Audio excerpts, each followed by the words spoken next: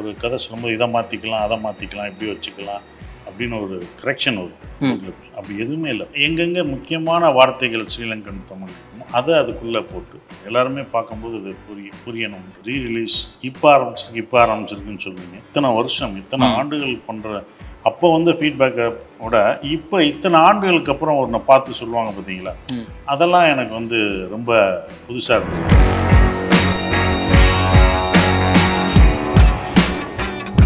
Hello and welcome to The Hindu. This is Srinivas Ramanujam and today we are thrilled to have with us Tamil actor director Shashi Kumar. Hello sir, வணக்கம். வணக்கம். எப்படி sir இருக்கீங்க? Sir உங்கள் அடுத்த படம் tourist family May 1 release ஆகுது. முதல்ல tourist ஃபேமிலிங்கிற ஒரு கதைகள் பற்றி கான்செப்டுவலைசேஷன் ஸ்டேஜுக்கு போகலாம். எப்படி உருவாச்சு இது? நீங்கள் இந்த ப்ராஜெக்ட் எப்படி வந்தீங்க? அதை பற்றி கொஞ்சம் சொல்லுங்கள் சார்.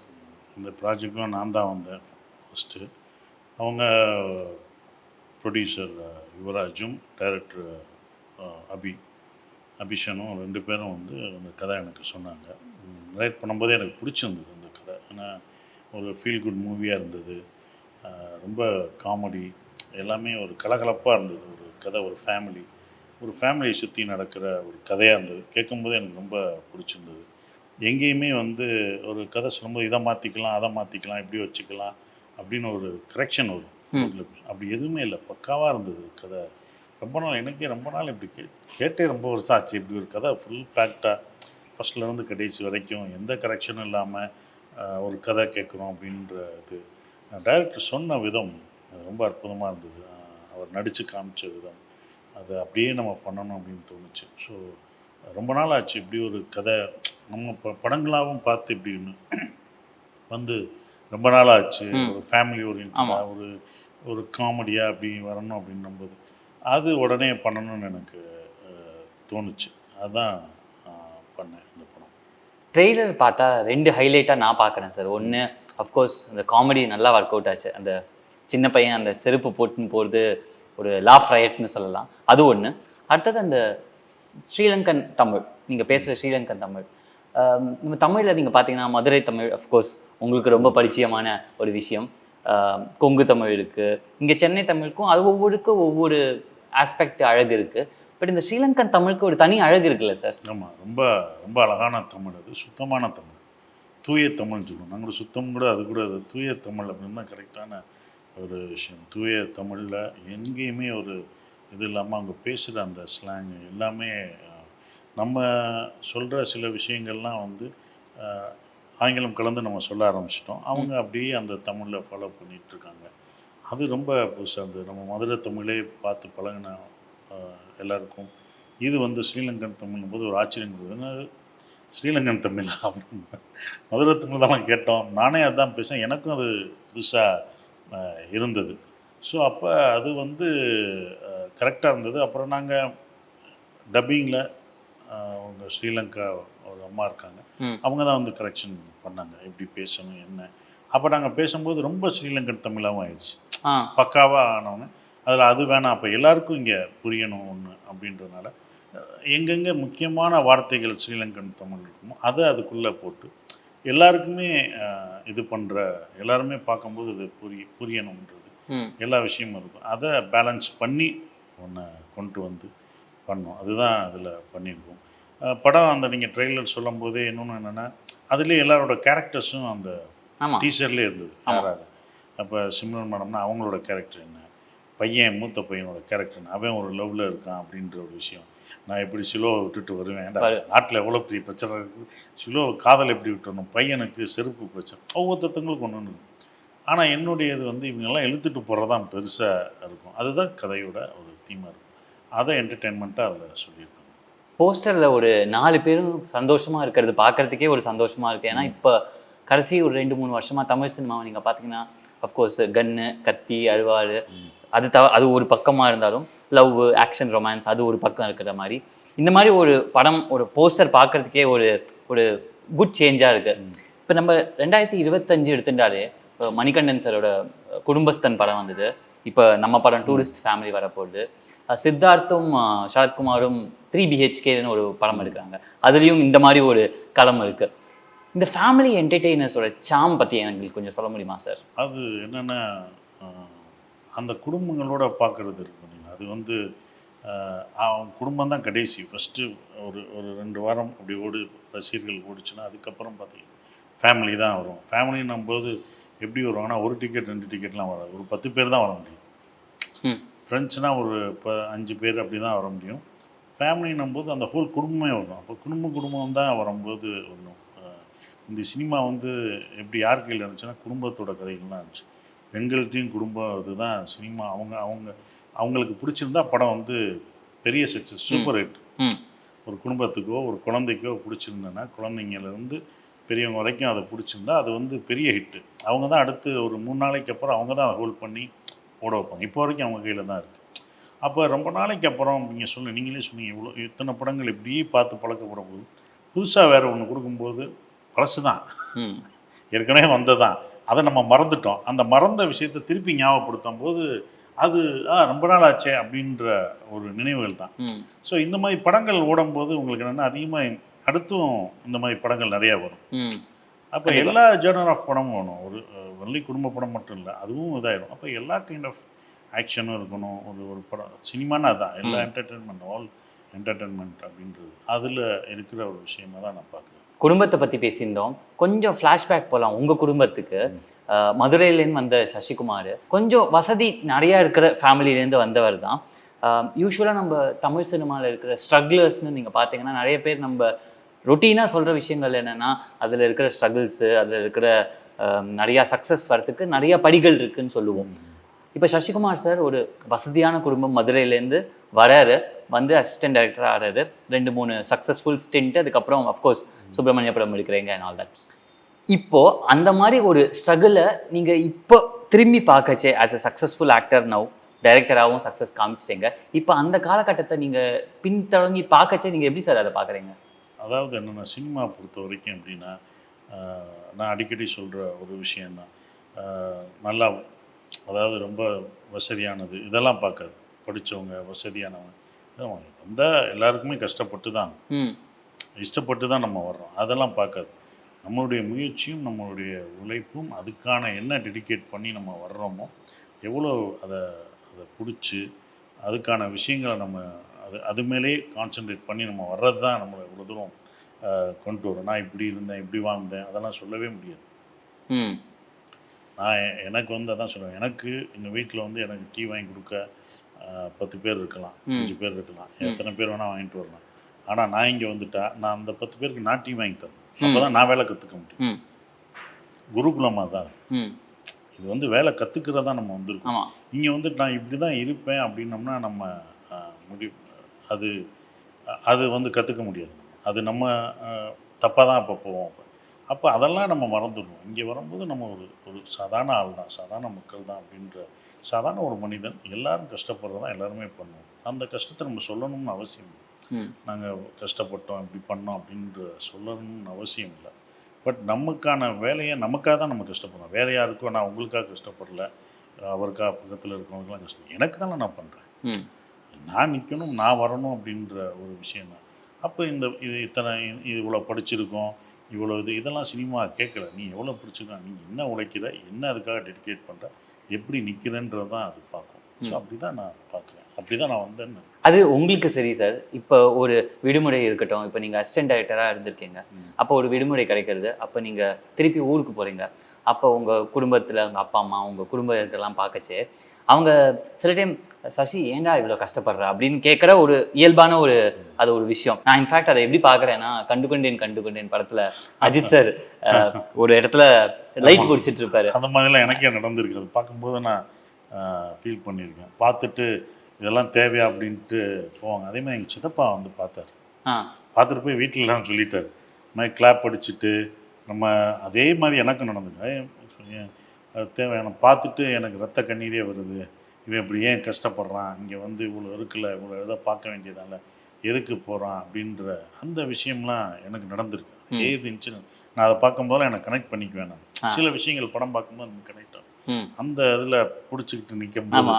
அதெல்லாம் பிடிச்சிட்டு நிற்கும்போது, அதே மாதிரி நடந்திருக்கு நமக்கு. ம். அந்த இதை பண்ணிக்கிட்டு நிற்கும்போது அதெல்லாம் நான் இது பண்ணியிருக்கேன். அப்போ வந்து ஒரு ஷாட் எடுக்கும்போது ராஜ்ஸ்ரீ ராத்திரி பாவாடை ஒன்று இருக்கும் வந்தது அது அந்த அந்த சீன்லாம் நிற்கும்போது அப்படி நிற்கணும், அது பக்கத்தில் நிற்கணும், கீழே தான் நிற்கணும், அப்போ எந்திரிச்சு தான் கிளாப் அடிக்கணும், கீழே தான் இருக்கணும், இந்த இந்த விஷயங்கள்லாம் இருக்குது. இதெல்லாம் பார்த்துட்டு அவங்க அவங்களுக்கு அது தெரியாது நம்ம என்னவா வந்திருக்கோம், என்னவா ஆகணும் அப்படின்ற ஒரு விஷயம், அதுக்கு என்னவா முயற்சி பண்ணணுன்ற ஒரு விஷயம், அதெல்லாம் தள்ளிடணும்.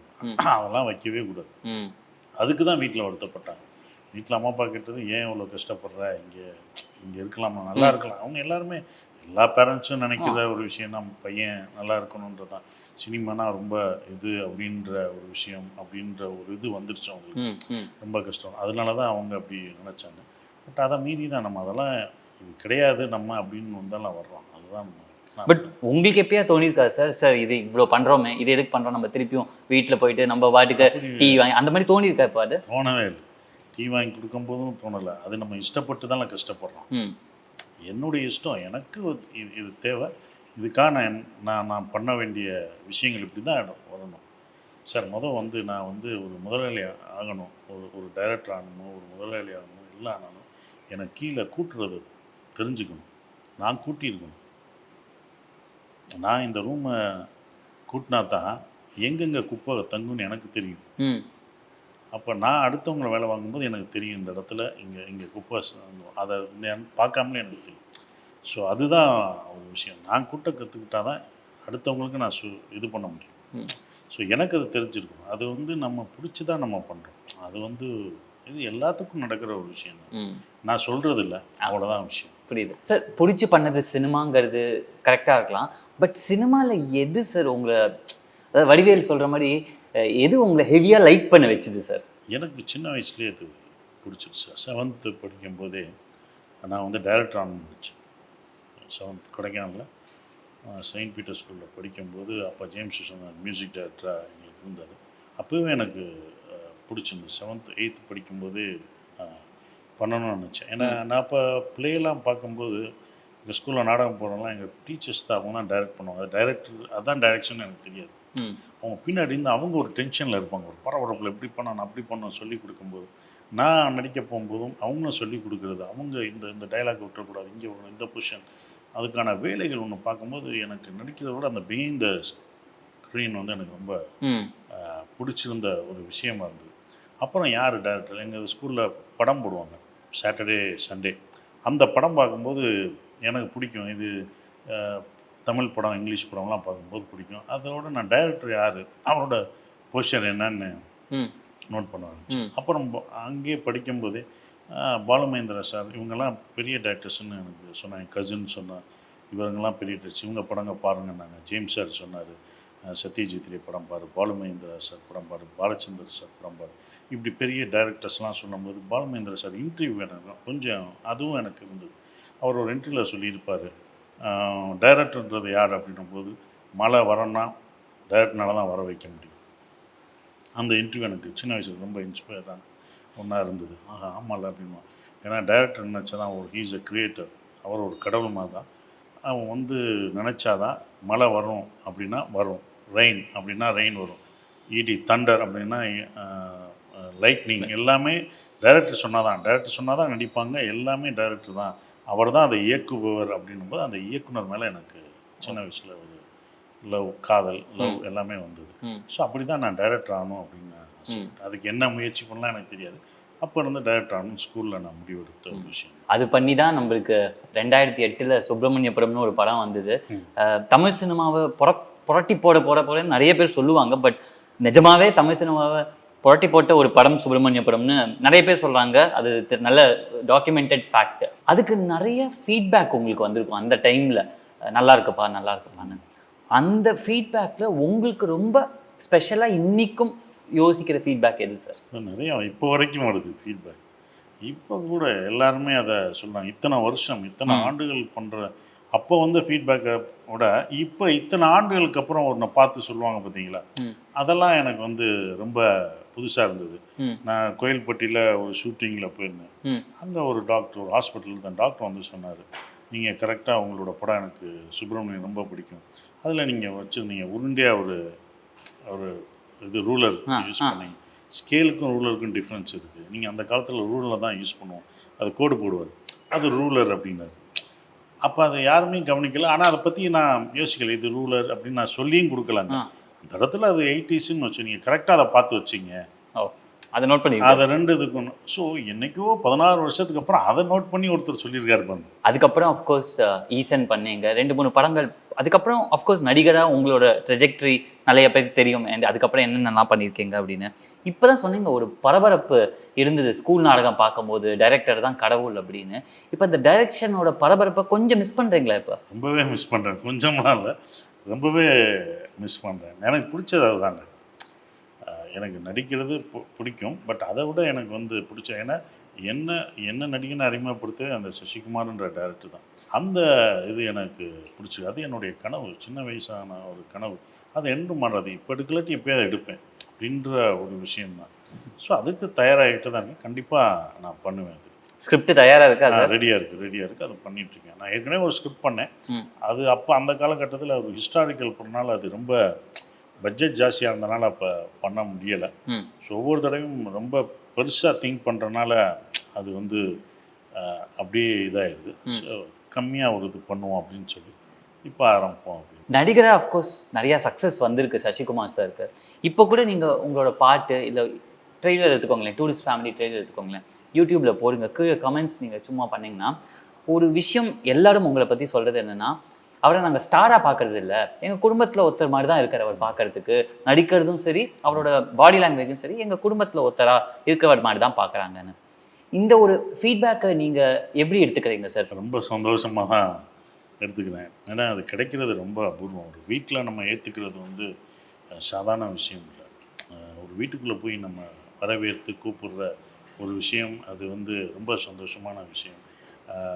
எல்லாருமே வந்து நம்ம வெற்றியை வந்து நம்ம தோல்வியாக இருந்த போதும் சரி, தோல்வியாக இருக்கும்போதும் எப்படியாவது ஜெயிச்சு வரணும் அப்படின்ற அந்த கமெண்ட் நான் கேட்டிருக்கேன். நீங்கள் ஜெயிக்கிறது நாங்கள் ஜெயிக்கிற மாதிரி நீங்கள் எப்படியாவது ஜெயிச்சணும் சார், அதாவது அடுத்த படத்துலாவது வரணும் சார் அப்படின்ற அந்த ஒரு இதுதான். அடுத்த படத்தில் எப்படியாவது ஜெயிச்சுங்க, நீங்கள் நல்லா வரணும் அப்படின்ற ஒரு ஆசீர்வாதமாக தான் அதை நான் எடுக்கிறேன். ஸோ அதனால தான், ஏன்னா நம்ம ஃபேமிலி படமாகவே பண்ணிடுறோம். ரெண்டாவது அவங்களோட ஒரு ஒரு தனித்துவமான ஒரு ஹீரோவாக, நம்ம சூப்பர் ஹீரோவாக எதுவுமே நடிக்கலை. நடித்த படங்கள் எல்லாமே அவங்கள ஒருத்தரை தான் நம்ம பார்க்குறோம், நம்ம நடிக்கிறோம். அது அவங்க அப்படியே பார்க்குறாங்க. அதை நம்ம விடுறதில்லை. இத்தனை வருஷம் நம்ம இருக்கோம்னா அவங்கள ஒரு ஆளாக நம்ம நடித்தனால, அந்த குடும்பத்துக்குள்ளே போய் சேர்ந்தனால தான் இத்தனை வருஷம் நம்ம கடந்து வந்திருக்கேன். ஸோ அப்போ அதை விட்டுறக்கூடாதுன்ற இது எப்போதுமே அந்த பொறுப்பு நமக்கு இருக்குது. ஏன்னா ஒரு மூத்த பையனுக்கு இருக்கிற பொறுப்பு இருக்கும் பார்த்தீங்களா, அந்த பொறுப்பு எப்போதுமே இருக்குது. சார், நான் மாதவன் சாரோட ரீசெண்டாக ஒரு இன்டர்வியூ பண்ணேன். அப்போ அவர் சொல்லியிருந்தார், நான் இப்போ துபாய்க்கு ஷிஃப்ட் ஆகிட்டேன். சென்னையிலேருந்து பாம்பேக்கு போயிட்டு, பாம்பேலேருந்து இப்போ துபாய்க்கு ஷிஃப்ட் ஆகிட்டேன். ஏன்னா என் பையனுக்கு ஸ்விம்மிங் கெரியருக்கு கான்சன்ட்ரேட் பண்ணுறதுக்காக அங்கே ஆப்பர்ச்சுனிட்டிஸ் நிறையா இருக்குது, அதனால துபாய்க்கு ஷிஃப்ட் ஆகிட்டேன்னு ஒரு தகவல் சொன்னார். அதே மாதிரி நீங்கள் இங்கே சூர்யா ஜோதிகா எடுத்துக்கோங்க, அவங்களும் பாம்பேக்கு ஷிஃப்ட் ஆகிட்டாங்க. பாம்பேயில் தான் அவங்க வீடு, அங்கே எல்லாமே பாம்பேயில் இருக்காங்க இப்போ. ஆனால் சசிகுமார் சார் சென்னையில் ஒரு கலக்கிட்டு இப்போ திருப்பியும் மதுரைக்கு போயிட்டு அவரோட ஊர்லேயே தங்கிட்டு இருக்காரு அப்படின்னு எங்களுக்கு ஒரு தகவல் வந்தது. அது ஏன், அண்ட் அங்கே இருக்கிற லைஃப் பற்றி கொஞ்சம் சொல்லுங்கள் சார். சரி, எல்லாரோடையும் இப்போ மாதவன் சார் அவங்களுடைய பசங்க எதிர்காலத்துக்காக அவங்க ஷிஃப்ட் ஆகிறாங்க அப்படின்றது, இது என்னுடைய நலனுக்காக நான் ஷிஃப்ட் ஆகிறேன், அவ்வளோதான். அப்படி தான் ஒன்று இருக்குது. இப்போ என்னுடைய நலம் இந்த சென்ஸ், என்னோடய ஃபேமிலி எல்லாமே அங்கே தான் இருக்காங்க. ஸோ அப்போ நான் இங்கே இருக்கேன். அப்போ எனக்கு ஊருன்ற போது என்னுடைய ஊர், என்னுடைய மக்கள் அப்படின்னும்போது அங்கே எல்லாருமே ஒன்றா தான் இருப்பாங்க. என்னை வந்து பெருசாக ஒரு டைரக்டரு ஒரு இது அப்படிலாம் பார்க்க மாட்டாங்க. ஒரு ஊரில் இருக்க ஒரு ஆள், அப்படி தான். நான் சின்ன வயசில் என்னவா அங்கே வளர்ந்தனோ, எப்படி இருந்தனோ அப்படி தான் பார்க்குறேன். நான் சாதாரணமாக ரோட்டில் போகலாம், நான் சைக்கிள் ஓட்டிகிட்டு போகலாம், எங்கே வேணால் இங்கே உட்காரலாம் அப்படின்ற ஒரு விஷயம் எனக்கு இருக்குது. அது எனக்கு அங்கே கிடைக்கிது. என்னுடைய ஊர், நான் எப்போனாலும் அங்கே தான் போகணும். சினிமா இல்லாட்டினா நான் எங்கே போவேன்? சினிமா என்னுடைய தொழில். இந்த தொழில் எனக்கு இல்லைன்னா நான் எங்கே போவேன்? என்னோடய வீட்டுக்கு தான் போகணும். அது என்னுடைய வீடு. எல்லாருமே ஆச்சரியமாகுங்க, எப்படின்னு ஆச்சரியமாக. இது ஆச்சரியப்படுறதுக்கு ஒன்றுமே இல்லை. என்னுடைய வீடு, நான் இங்கே வந்து ஆஃபீஸ் போட்டு இருந்தேன், இதவே நான் அங்கே பண்ணிடுறேன். எல்லாமே ஈஸியாக ஆயிடுச்சு இப்போ. ஆமாம், நான் எங்கே வேணால் ஃபோனில் பேசிக்கலாம், கதை அங்கே வந்து சொல்லலாம், இல்லை நம்ம இதில் பார்த்து இது பண்ணலாம். எல்லாமே வந்து உலகமே ஈஸியாக கைக்குள்ளே வந்துடுச்சு நம்ம. அப்போ அதுக்கான கம்யூனிகேஷன் ஈஸியாக இருக்குது. 1 ஹவர்னா நான் வந்துடலாம். இப்போ உங்களுக்கு இன்டர்வியூ நம்ம இதுக்காக நான் வந்து பேசிட்டு போகலாம் அப்படிங்கும்போது, அங்கே நான் சினிமா இல்லாமல் ஒரு கிராமத்தில் உள்ள ஒரு விவசாயி வீட்டு பையனா, ஒரு விவசாயியோட மகனா, பேரனா அப்படி நான் வாழ முடியுது. ம் ம் அப்படி அந்த வாழ்க்கை எனக்கு ரொம்ப நல்லா இருக்குது, கரெக்டாகவும் இருக்குது. நான் இது சினிமாலாம் முடிஞ்சு போகணும்னு நினச்சேன். இதுக்கு முன்னாடியே போயிடும். இது மலையாளத்தில் வந்து மலையாள டேரக்டர்ஸ்லாம் அப்படி தான். ம் அவங்க ஊரில் இருப்பாங்க. ம் ஷூட்டிங்னா தான் அவங்க வருவாங்க. வரும். வந்து ஒரு இடத்துல தங்கி பண்ணிட்டு போவாங்க. ஸோ அது அப்பயே நான் பண்ணணும்னு நினச்ச ஒரு முடிவு.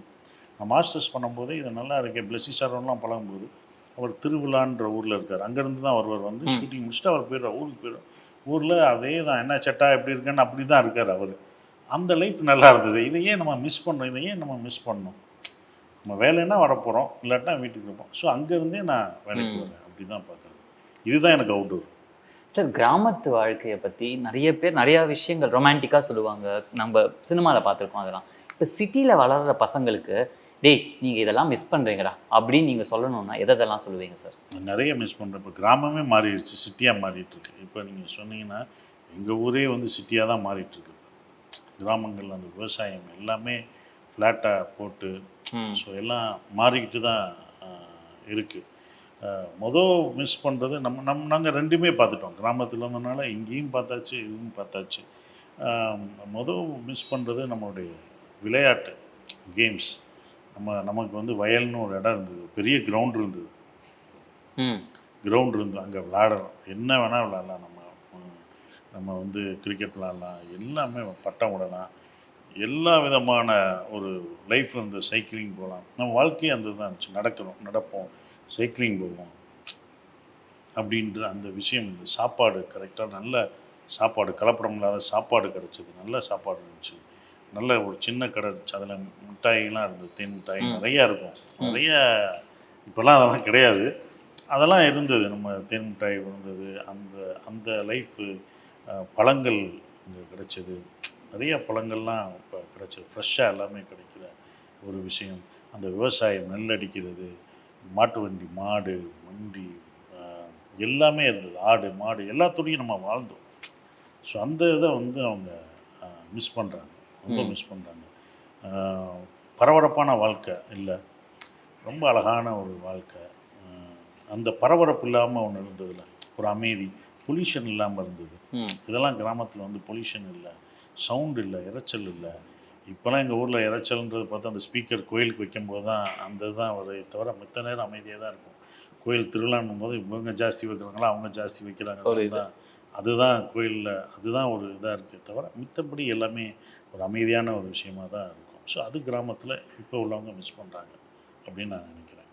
சார், இப்போ சமீப காலத்தில் ஒரு கடைசி 2-3 வருஷம் பார்த்தீங்கன்னா இந்த ரீரிலீசஸ் அப்படிங்கிற ஒரு ட்ரெண்டு ரொம்ப கேட்ச் ஆன் ஆகிருக்கு. இன்ஃபேக்ட் நீங்கள் கூட autograph trailer I think promote பண்ணியிருந்தீங்க உங்களோட சோஷியல் மீடியாவில். அண்ட் 2023 2 வருஷம் முன்னாடி தான் உங்களோட சுப்ரமணிய படம் ரீரிலீஸ் ஆச்சு. நல்ல பெரிய வரவேற்பு வந்தது. அப்போது இந்த ட்ரெண்டை பற்றி நீங்கள் என்ன நினைக்கிறீங்க? ஒன்று. ரெண்டாவது, இது ஒரு ப்ரொடியூசர்ஸ்க்கும் டைரக்டர்ஸ்க்கும் இது ஒரு வணிக ரீதியாக இது ஒரு மார்க்கெட்டுன்னு நினைக்கிறீங்களா சார்? இது என்னென்னா ரீலீஸ் இப்போ மட்டும் நினைக்கல, காலங்காலமாக வந்திருக்கு. இப்போ தான் அதை பார்க்குறோம். ரொம்ப நாள் நம்ம அது இல்லாமல் இருந்திருக்கோம். அதுக்கு முன்னாடியும் மதுரையிலலாம் நாங்கள் ரீலீஸ் நிறைய படங்கள் வந்திருக்கு.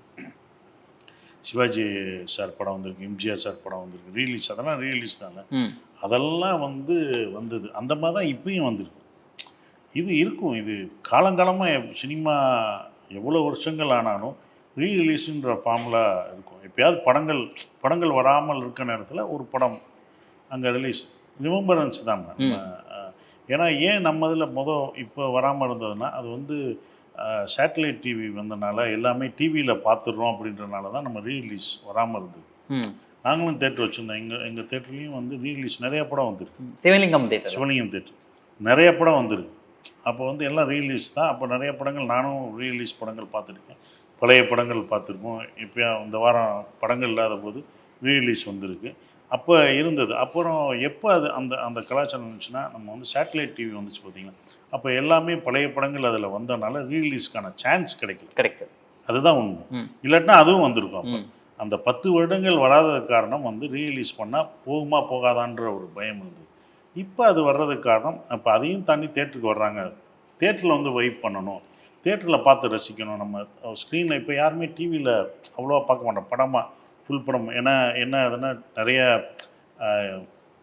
அட்வர்டைஸ்மெண்ட் வருது, அடுத்த சேனல் போயிடும், நம்ம பொறுமை இல்லை, அடுத்த சேனல் மாற்றிடுவோம், ஒரு அட்வர்டைஸ்மெண்ட் வந்தால் மாற்றிடுவோம்.